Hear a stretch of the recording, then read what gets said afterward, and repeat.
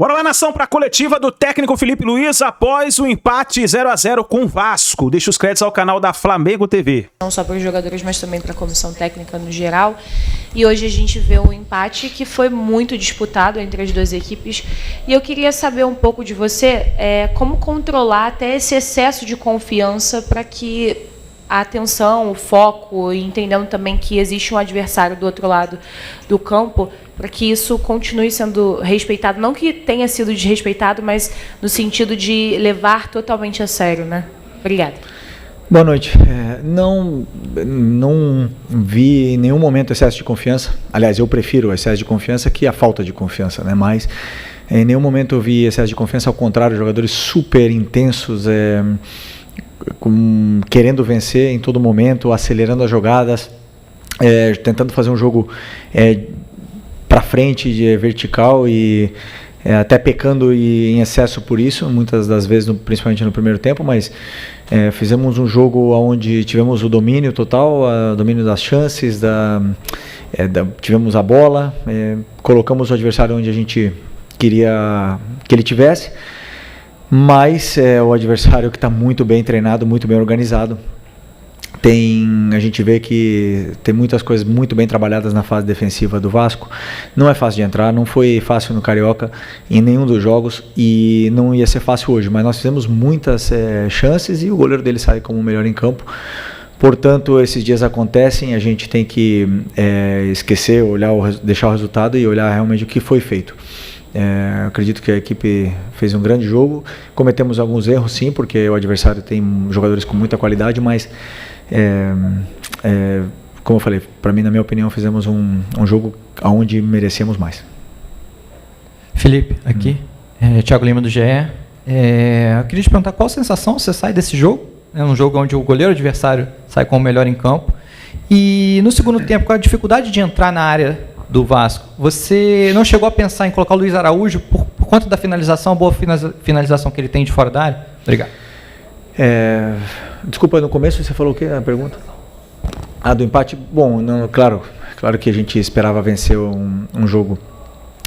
Entramos em todos os jogos para vencer, mas sabemos que o clássico nunca é fácil. Tem esse componente mental, né, e esse componente da torcida que mexe muito, e fica esse jogo muito mais agressivo, muito mais intenso que os outros jogos.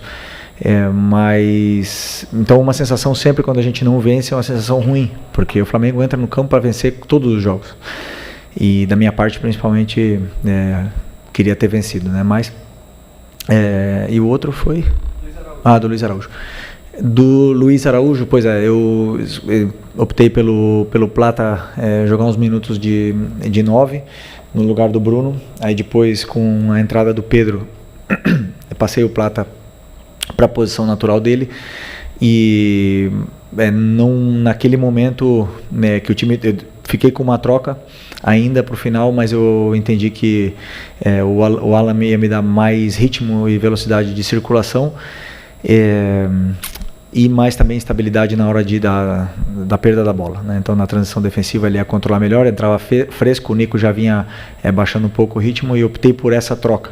Mas a troca do Luiz era uma troca que eu tinha pensado no lugar do Arrasca, principalmente por isso, mas na hora que eu senti que o jogo podia sair das nossas mãos, eu optei pelo Alan para retomar o controle e tentar empurrar o Vasco para a área deles. Assim conseguimos, tivemos mais 2 chances aí no final, mas infelizmente o goleiro deles, Léo Jardim, fez grandes defesas. Felipe, boa noite. Boa noite. Você mesmo acabou de mencionar que o Flamengo até criou mais que o Vasco, apesar do goleiro Agostinho Rossi também ter sido testado pelo ataque adversário. Mas, mais uma vez, né, o Flamengo tendo dificuldade para conseguir ser eficiente, né, conseguir converter as oportunidades em gol. Até que ponto, na sua opinião, foi mais mérito também do goleiro adversário, que hoje esteve numa noite exuberante, ou pecado dos jogadores do Flamengo em não conseguirem aproveitar as oportunidades que foram criadas? Bom, eu acho que tem mérito das duas partes, tanto do goleiro deles como do treinador deles, que trabalha muito bem essa fase defensiva. Mas assim, nós chegamos no primeiro tempo, principalmente com bastante facilidade na área do Vasco, principalmente pelo lado do Michael. E na hora do último passe, ou da última finalização, da hora do jogador ser determinante, a gente não estava fino. Hoje, infelizmente, não tivemos. E outra, também não finalizamos menos jogadas com tempo, né? Porque o Vasco, como eu falei, defende bem, os zagueiros leem bem a jogada, cobrem bem a profundidade. Portanto, tivemos menos tempo para finalizar. Isso é mérito do Vasco. Mas os mecanismos estavam aí, toda a estrutura montada para os jogadores chegarem e criarem as chances. Depois, isso acontece no futebol. Não foi a primeira, não vai ser a última que vai acontecer. Sempre é mais fácil jogar em contra-ataque, com mais espaço. Quando o time todo se fecha atrás, é mais difícil, porque são mais pernas, mais gente para entrar. E esses jogos aí acontecem. Oi, Felipe. Sérgio Lobo. Eu vou insistir um pouquinho nesse tema que você respondeu agora. Você já falou do Léo Jardim, ok, fez um grande jogo. Vasco, clássico, ok, é clássico. Mas você considera que alguns jogadores que são fundamentais do teu time, e aí assim, você já falou do Michael, mas o Gerson, Arrascaeta, enfim, a gente já cansou de elogiá-los aqui também, faltou um pouquinho o brilho deles hoje, faltou essa última bola, ou a penúltima bola, faltou esse brilho. O próprio Bruno Henrique também, hoje ele teve poucas chances, leitura de jogo. Você considera que hoje, tecnicamente, esses jogadores não estavam, digamos, numa noite feliz? Não, eu não acredito nisso.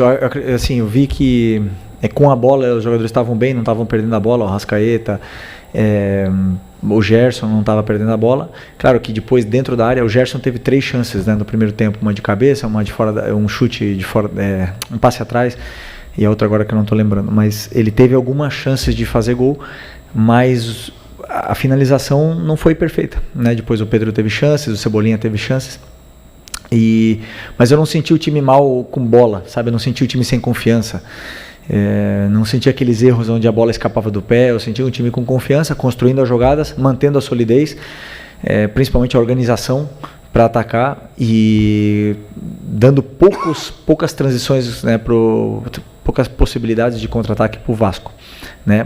Claro que o Vasco tem jogadas preparadas e conseguiram sair algumas vezes e criar algum perigo, mas o time manteve a organização. Depois não senti eles abaixo nesse quesito, mas claro, brilharam, como você falou, brilharam, porque quando não faz gol, obviamente que não teve o brilho que precisa.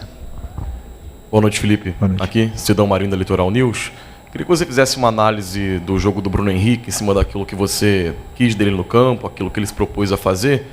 E em cima disso, já tem uma resposta do pessoal da fisiologia e tal, para a volta do Pedro por mais tempo. Lembro que lá em Belém, na Supercopa, você falou que é o melhor 9 do Brasil, que a partir do retorno dele, jogaria a favor do Pedro para o Pedro. Onde eu pedi, atacou o espaço quando tinha que atacar. E nós geramos mais jogo, na verdade, pelo lado direito do Vasco, né? E aí ele sempre preencheu a área e não acabou tendo a chance, né? Algumas vezes o Wesley mesmo chegou também na linha de fundo e a bola não chegou até ele, mas ele estava sempre onde eu pedi para ele estar, fez os movimentos que eu pedi para ele fazer. Portanto, quando um jogador faz tudo que o treinador pede para mim, independente de que tenha feito gol, o resultado acontecesse ou não, não importa. Eu gostei do jogo do Bruno.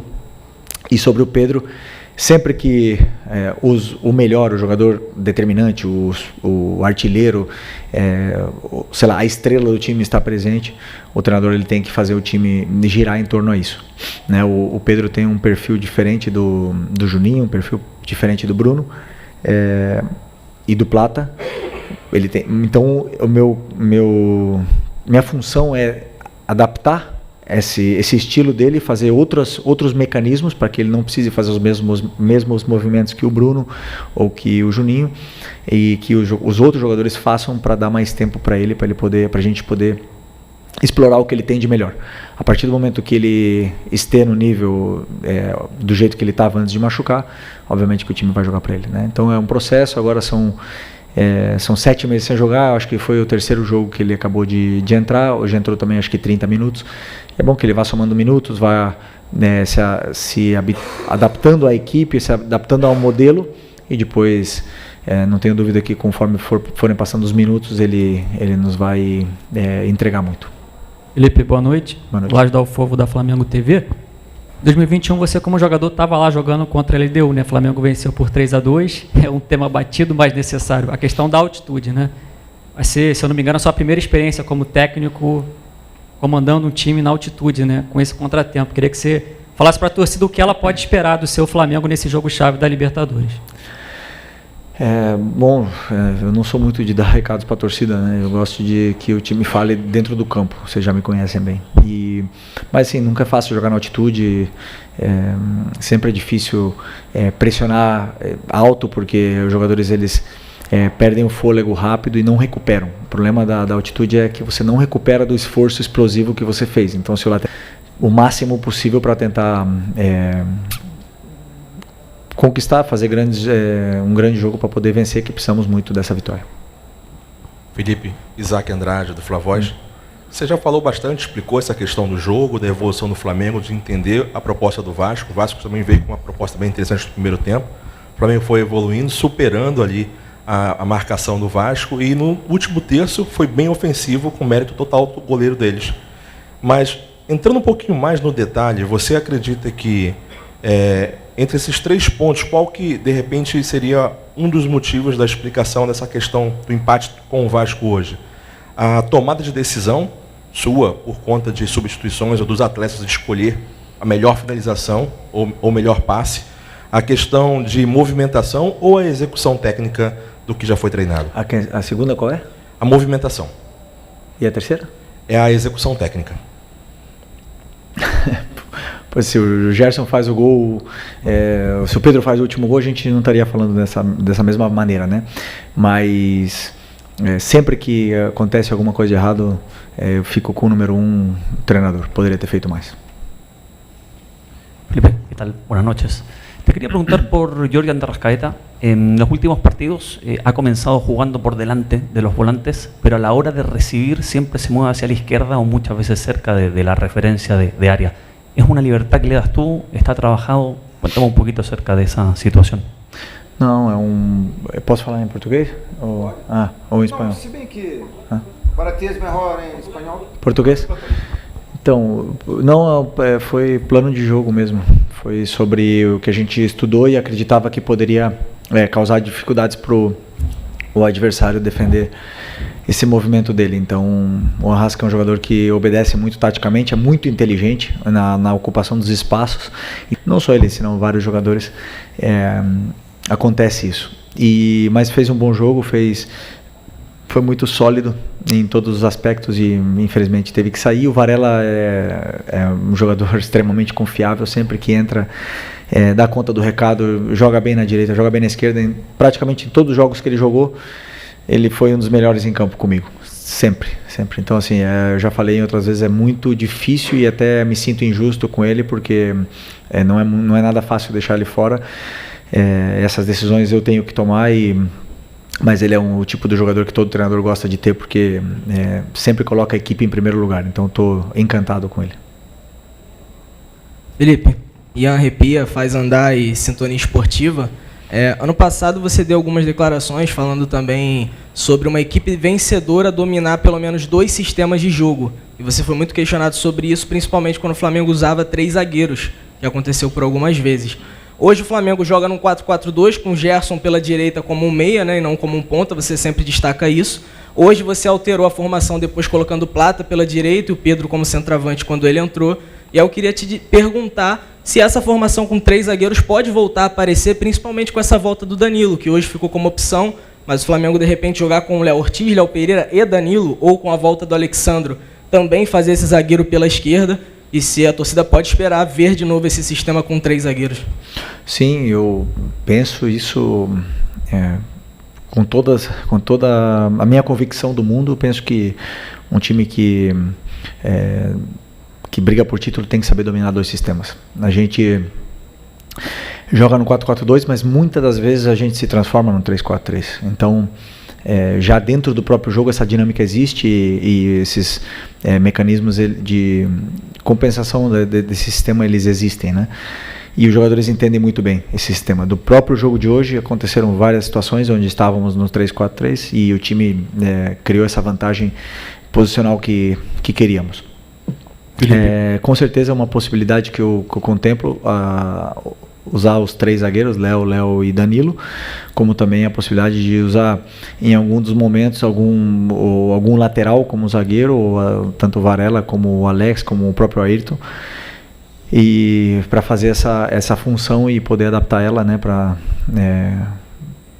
depende do que o jogo pede. Então eu sempre olho bastante o adversário e faço o meu plano de jogo em função dele. E vão ter vezes que vão ser 3-4-3, 3-5-2, 4-4-2 e o importante é que os jogadores dominam bem esse sistema.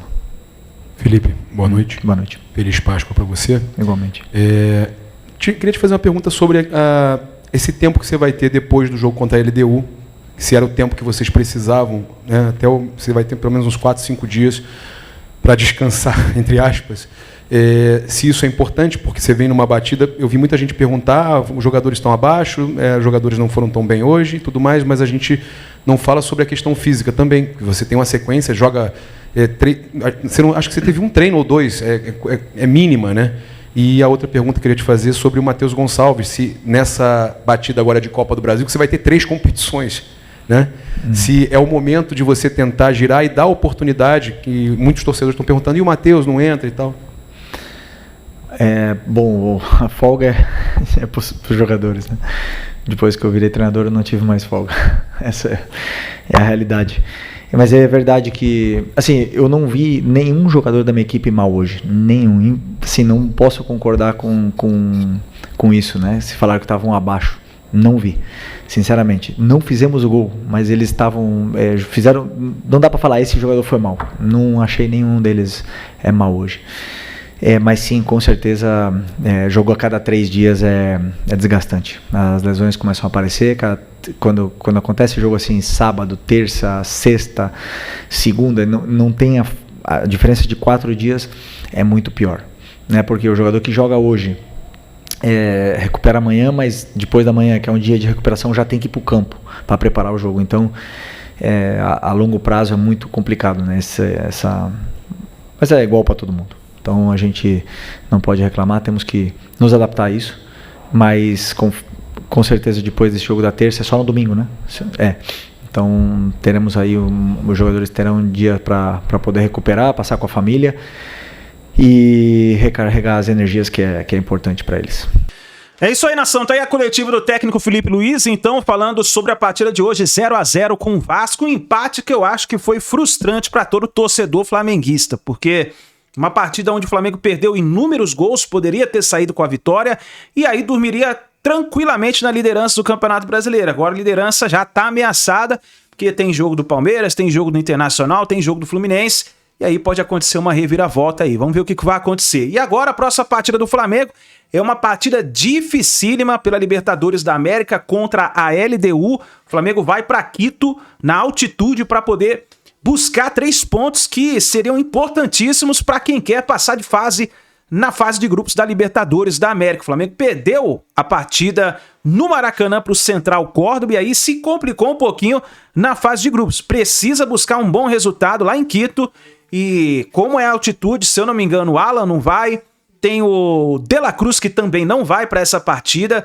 então vamos ter algumas mudanças provavelmente na escalação aí com o Felipe Luiz. Vamos ver o que o Felipe Luiz vai preparar. O Flamengo viaja para Quito amanhã, na parte da tarde, já embarca para Quito para poder começar a sua preparação para a partida contra a LDU. Obrigado, nação, por você estar aqui até o final do vídeo. Não se esqueça, dá aquela moral, deixa o seu like, se inscreva, ative o sino das notificações e assim que a gente tiver mais informações do Flamengo, vamos trazendo aqui para vocês, tá bom? Um grande abraço, a gente se vê no próximo vídeo.